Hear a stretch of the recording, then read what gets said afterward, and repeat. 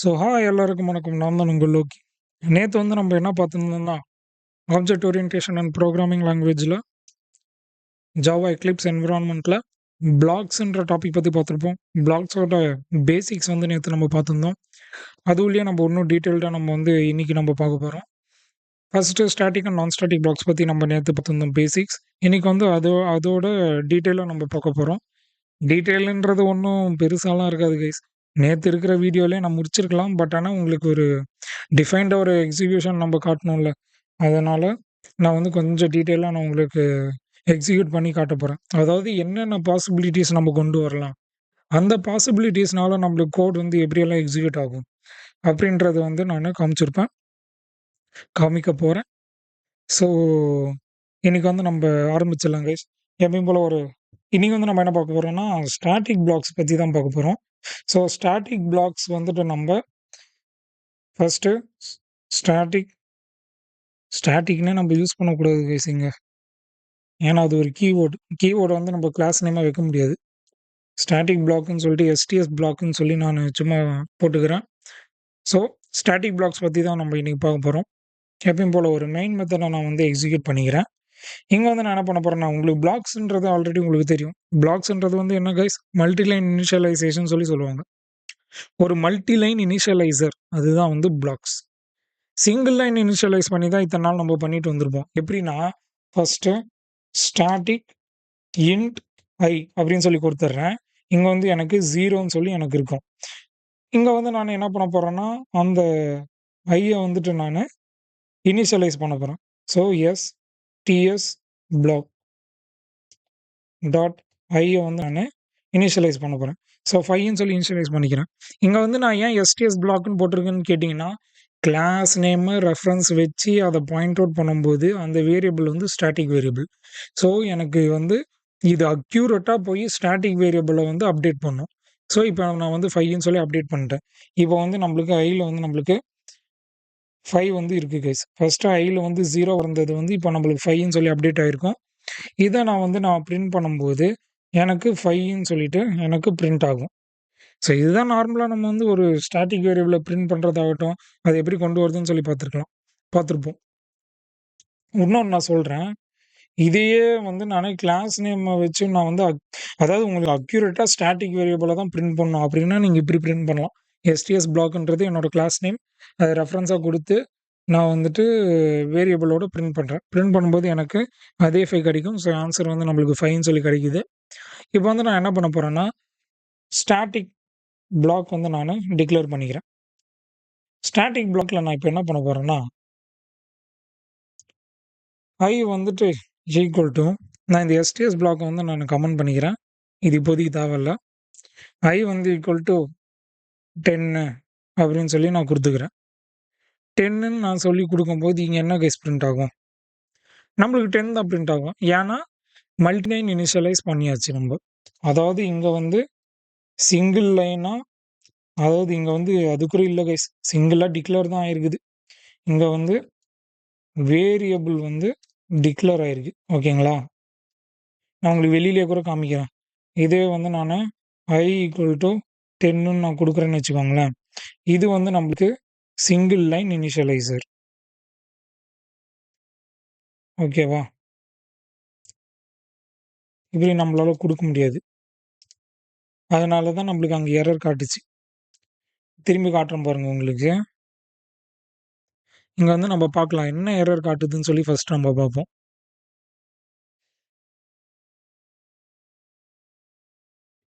இத ரன் பண்ணியே பார்ப்போம் கைஸ்.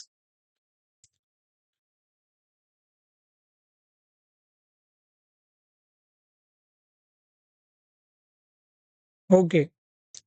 இது வந்துட்டு என்னன்னா, நம்ம வந்து வெளியிலேயே சிங்கிள் லைன் இனிஷியலைஸ் பண்ண முடியாது. ஒரு மெத்தட்குள்ள தான் நம்மளால சிங்கிள் லைன் இனிஷியலைசேஷன் பண்ண முடியும். ஸோ அதுதான் எரர் நம்மளுக்கு. ஸோ இத நான் வந்து அழிச்சிர்றேன் கைஸ். அழிச்சுட்டா இப்போ வந்து நம்மளுக்கு அந்த எரர் போயிருச்சு. ஒரு மெத்தடுக்குள்ள தான் நம்ம சிங்கிள் லைன் இனிஷியலைசேஷன் பண்ண முடியும். ஆனா எனக்கு மெத்தடுக்குள்ள சிங்கிள் லைன் இனிஷியலைசேஷன் பண்றது எவ்வளோ நேரம்னாலும் பண்ணிக்கலாம் நான். எவ்வளோ தடவனாலும் நான் பண்ணிக்கலாம்.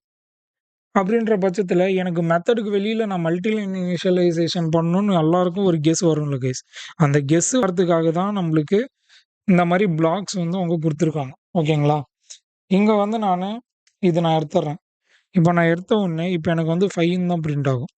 இங்க பார்த்தீங்களா? 5ன்னு தான் எனக்கு பிரிண்ட் ஆகுது. இங்க வந்து என்ன ப்ராசஸ் ஆயிருக்குன்னா, ஃபர்ஸ்ட்டு மெயின் மெத்தட்ல எனக்கு வந்து 5 தான்.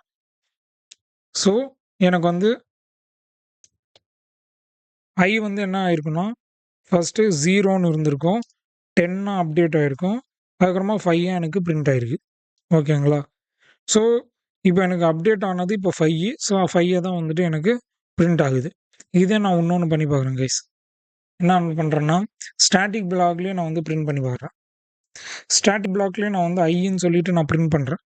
பிரிண்ட் பண்ணிட்டு இங்க வந்து நான் ஆப்ஜெக்ட் கிரியேட் பண்ணிக்கிறேன். ஸோ, ஆப்ஜெக்ட்ட வந்து STS பிளாக் அப்படின்னு சொல்லிட்டு ஆப்ஜெக்ட்ட கிரியேட் பண்ணிக்கிறேன். இப்படி நான் வந்து ஆப்ஜெக்ட்ட கிரியேட் பண்ணும்போது, எனக்கு வந்து ஃபர்ஸ்ட்டு 10ன்னு பிரிண்ட் ஆகும். அதுக்கப்புறமா எனக்கு வந்து 5ன்னு சொல்லி பிரிண்ட் ஆகும். கரெக்ட்டா பிரிண்ட் ஆகுது பார்த்தீங்களா? இது வந்து என்ன ஆகும்னா ப்ராசஸு, அதாவது உங்களுக்கு வந்து நான் அந்த ப்ரோகிராம் எக்ஸிகியூஷனோட ஃப்ளோ வந்து நான் சொல்றேன். இப்ப நான் மெயின் மெத்தட வந்து நான் டிஸ்கிரைப் பண்றேன்.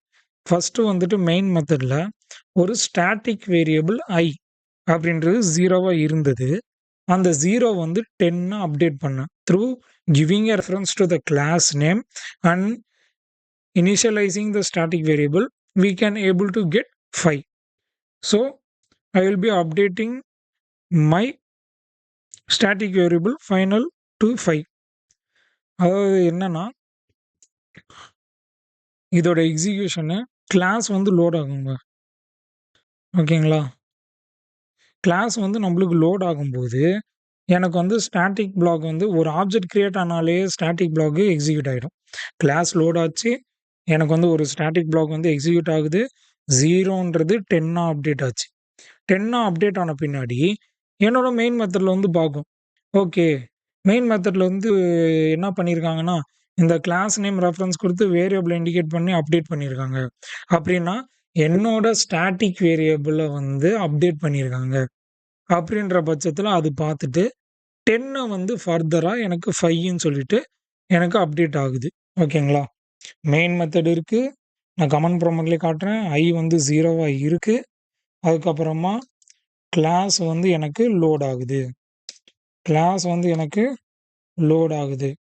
ஸோ கிளாஸ் லோட் ஆன பின்னாடி எனக்கு வந்து வந்து 10ன்னு சொல்லிட்டு இருக்கு. இதுதான் வந்து ஆப்ஜெக்ட் கிரியேட் பண்ணப்ப வந்து ஈக்குவல் டூ 10ன்னு சொல்லிட்டு எனக்கு அவுட்புட் வந்துச்சு. ஓகேங்களா? அதுக்கப்புறமா என்ன பாக்குதுன்னா, ஓகே வேரியபிள்ல வந்துட்டு திரும்பி 5 வந்து அப்டேட் பண்ணியிருக்காங்க.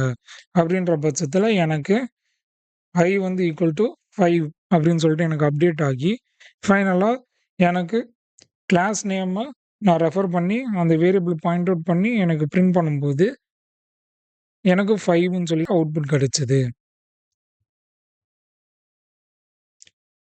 5ன்னு சொல்லிட்டு எனக்கு அவுட்புட் கிடைச்சது. ஓகேங்களா? ஸோ இதுதான் வந்துட்டு இப்படி பிரிண்ட் ஆயிருக்கு. ஸோ இதோட ப்ரோகிராமோட ஃப்ளோ தான் வந்து உங்களுக்கு நான் சொல்றேன். ஓகேங்களா? ஸோ இப்படி தான் ஒரு ஸ்டாட்டிக் பிளாக் மூலியமா நம்மளுக்கு வந்துட்டு வேரியபிள் வந்து மல்டி லைன் இனிஷியலைஸ் ஆகி, நம்ப அவுட்புட் கொண்டு வரது இந்த ப்ராசஸ் தான். ஓகேங்களா? இது வந்து நானு ஃபியூச்சர்ல ஒரு எக்ஸாம்பிள் ப்ரோகிராம் மாரி உங்களுக்கு காமிச்சு, ரியல் டைம் எக்ஸாம்பிள் ப்ரோகிராமே உங்களுக்கு நானு டெமான்ஸ்ட்ரேட் பண்ணி காட்டுறேன். ஸோ அப்போ வந்து உங்களுக்கு இன்னும் கிளியரா உங்களுக்கு புரியும். ஸோ, இப்ப நம்ம என்ன பண்ணோம், ஸ்டாட்டிக் பிளாக் வச்சு மல்டி லைன் இனிஷியலைஸ் பண்ணி அவுட்புட்ட கொண்டு வந்திருக்கோம். இத வந்து நம்ப இன்னொரு விஷயமாவும் பண்ணலாம். எப்படின்னா மெத்தட் வைஸும் நம்ம பண்ணலாம். சும்மா ஒரு பப்ளிக் ஸ்டாட்டிக் வாய்ட் M1 அப்படின்னு சொல்லிட்டு ஒரு மெத்தட் நான் கிரியேட் பண்ணிக்கிறேன். ஒரு மெத்தட நானு இப்ப கிரியேட் பண்ணிட்டு, அந்த மெத்தட்ல வந்துட்டு I இஸ் ஈக்குவல் டூ 100ன்னு சொல்லி போடுறேன். இது வந்து லோக்கல் வேரியபிள் ஆயிடும். ஸோ, எனக்கு லோக்கல் வேரியபிளா இருக்கக்கூடாது. ஸ்டாட்டிக் வேரியபிளா இருக்கணும். ஸோ, அப்படி இருக்கும்போது நான் இப்படி இண்டிகேட் பண்ட்டேன்னா, இது வந்து எனக்கு ஸ்டாட்டிக் வேரியபிள். ஸோ, வந்து ஈக்குவல் டூ 100ஆ இருக்கும். இத வந்து நான் பிரிண்ட் பண்ணி பார்க்குறேனே சும்மா. இது நான் வந்து ன்னு சொல்லிட்டு நான் பிரிண்ட் பண்ணும்போது, சரி ன்னு பிரிண்ட் பண்ணா உங்களுக்கு கன்ஃப்யூஸ் ஆகும். நான் வந்து கிளாஸ் நேம வச்சு பண்ணாலே அது ஸ்டாட்டிக் வேரியபிள் தாங்க. ஓகேங்களா? ஸோ, கிளாஸ் வேரியபிள வச்சே நானு பிரிண்ட் பண்றேன். ஸோ இத வந்து நானு மெத்தட் கால் ப்ராசஸ்ன்னு சொல்லிட்டு நான் சும்மா பிரிண்ட் பண்ணிட்டு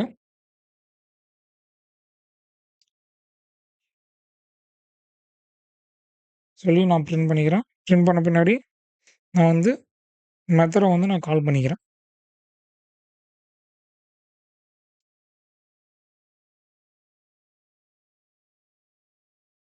நம்ம கிளாஸ் நேம வச்சு நம்ம மெத்தட கால் பண்ணா அது ஸ்டாட்டிக் மெத்தட் தான். நம்ம கிளாஸ் நேம வச்சு நான் வேரியபிள நானு பிரிண்ட் பண்றேன்னா, அது ஸ்டாட்டிக் வேரியபிள் தான். இல்ல ஆப்பரேஷன்ஸ் பெர்ஃபார்ம் பண்றனாலும் அது ஸ்டாட்டிக் வேரியபிள் தான். கிளாஸ் நேம்ன்னு நீங்க எடுத்தாலே அது ஸ்டாட்டிக் தாங்க. கிளாஸ் நேம் இல்லாம ஒரு ஆப்ஜெக்ட்ட கிரியேட் பண்ணி அதுக்கு ஒரு ரெஃபரன்ஸ் வேரியபிள குடுத்து, அந்த ரெஃபரன்ஸ் வேரியபிள வச்சு நான் ஆப்பரேஷன் பெர்ஃபார்ம் பண்ணா அது நான் ஸ்டாட்டிக். ஓகேங்களா? இப்ப நான் வந்து மெத்தட கால் பண்றேன். எனக்கு மெத்தட கால் பண்ணும்போது, எனக்கு வந்து மெத்தட்ல இருக்கக்கூடிய ஸ்டாட்டிக் வேரியபிளான 100 வந்து எனக்கு அப்டேட் ஆகி எனக்கு அப்டியே பிரிண்ட் ஆயிருக்கு. 100 அப்படின்னு சொல்லிட்டு. ஓகேங்களா? ஸோ, இப்படியும் வந்து நம்ம மெத்தடும் கால் பண்ணலாம். ஃபைனலா இதுல என்ன சொல்ல வரேன்னா, ஒரு ஸ்டாட்டிக் வேரியபிள வச்சு நம்ம டிக்ளேர் பண்ணியிருப்போம். அதுக்கப்புறமா அந்த ஸ்டாட்டிக் பிளாக்க வச்சு நம்ம மல்டி லைன் இனிஷியலைஸ் பண்ணியிருப்போம். ஒரு மெத்தடுக்குள்ள தான் ஸ்டாட்டிக் வேரியபிள சிங்கிள் லைன் இனிஷியலைஸ் பண்ணியிருப்போம். மெத்தடுக்கு அவுட் சைட்ல ஸ்டாட்டிக் வேரியபிள நம்ம ஒரு இனிஷியலைசேஷன் நம்ம ஃப்ரீக்வென்ட்டா பண்ணணும்னா, இந்த பிளாக்ஸ வந்து நம்ம யூஸ் பண்ணிக்கலாம். ஓகேங்களா? ஸ்டாட்டிக்கா நீங்க யூஸ் பண்றீங்கன்னா, ஸ்டாட்டிக் பிளாக்ஸ் யூஸ் பண்ணிக்கலாம். நான் ஸ்டாட்டிக்கா நம்ம யூஸ் பண்றோம்னா, நான் ஸ்டாட்டிக் பிளாக்ஸ் வந்து நம்ப யூஸ் பண்ணிக்கலாம். ஸோ, இப்படியெல்லாம் வச்சு நம்ம ஆப்பரேஷன் பெர்ஃபார்ம் பண்ணும்போது, நம்மளுக்கு ஃபைனலா ஸ்டாட்டிக் பிளாக்ஸ்ல என்னென்ன மல்டி லைன் இனிஷியலைஸ் பண்றோமோ, அதுக்கேத்த மாரி நம்மளுக்கு அவுட்புட் கிடைக்கும். ஓகேங்களா? நான் ஸ்டாட்டிக்கும் நம்மளுக்கு வந்துட்டு என்னென்ன மல்டி லைன் இனிஷியலைஸ் பண்றோமோ, அதுக்கேத்த மாரி அதாவது ஆர்டரா அரேஞ்ச்மென்ட்டோட நம்மளுக்கு ஃபைனலா அவுட்புட் வந்து எக்ஸிக்யூட் ஆகும். ஸோ, இந்த ப்ராசஸ் தான் வந்து நம்ம பார்த்துருப்போம். இதுல வந்துட்டு ஒரு ஃப்ளா மெயினா இருக்கு. என்னன்னா, ஒரு ஸ்டாட்டிக் மெத்தட்ல நான் ஸ்டாட்டிக் டேட்டா மெம்பர்ஸ வந்து நம்பளால ஆப்பரேஷன்ஸ வச்சு பெர்ஃபார்ம் பண்ண முடியாது. இதே ஸ்டாட்டிக் பிளாக்ஸ்ல வந்துட்டு நம்ப ஒரு இன்ட் ஜேன்னு சொல்லி ஒரு நான் ஸ்டாட்டிக் வேரியபிள் எடுத்துக்கலாம். அது வந்து 30 அப்படின்னு சொல்லி குடுத்துக்கலாம். இப்படி குடுக்கும்போது, நான் வந்து அதே ஜே வந்து மல்டி லைன் இனிஷியலைஸ் எனக்கு ஸ்டாட்டிக் பிளாக்ல பண்ண முடியுமான்னு கேட்டீங்கன்னா, அது வந்து எரர். என்ன எரர் வருதுன்னு நீங்களே பாருங்க. இது வந்து ஸ்டாட்டிக் ரெஃபரன்ஸ் டூ த நான் ஸ்டாட்டிக் ஃபீல்ட். அப்டின்னா, நீங்க வந்து ஆப்ஜெக்ட்டே கிரியேட் பண்ணல. ஆப்ஜெக்ட் கிரியேட் பண்ணாதனால, நம்மளுக்கு வந்துட்டு இது பெர்ஃபார்ம் பண்ண முடியாது. ஒரு ஸ்டாட்டிக் பிளாக்ல நான் ஸ்டாட்டிக் டேட்டா மெம்பர்ஸ நம்மளால பெர்ஃபார்ம் பண்ண வைக்க முடியாது. ஸோ, இது வந்து எரர். கம்பைல் டைம் எரரே ஆகும் கைஸ். ஓகேவா? கம்பைல் ஆகும்போதே எனக்கு தெரிஞ்சு இந்த எரர் கண்டிப்பா வரும். ஸோ, ஒரு ஸ்டாட்டிக் பிளாக்ல நான் ஸ்டாட்டிக் டேட்டா மெம்பர்ஸ நம்ப கொண்டு வர முடியாது.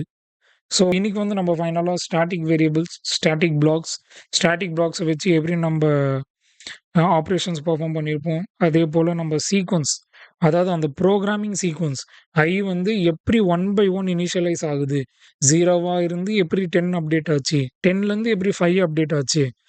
எப்படி நம்ம கிளாஸ் நேம் வச்சு நம்ம இண்டிகேட் பண்ணோம்னா, நமக்கு அவுட்புட் எப்படி நம்ம ப்ராசஸ் பண்ணணும்.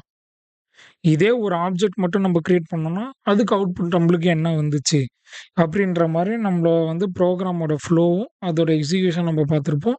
அடிஷனலா ஒரு மெத்தடையும் நான் கால் பண்ணி ஸ்டாட்டிக்க வந்து நான் டிஃபைன் பண்ணியிருப்பேன். ஸோ உங்க எல்லாருக்கும் புரிஞ்சிருக்கும்னு நினைக்கிறேன். I hope you guys understood. So மீண்டும் நாளை நான் ஸ்டாட்டிக் பிளாக்ஸ் பத்தி நம்ம பார்க்கலாம். Until then bye from Loki. Peace out guys.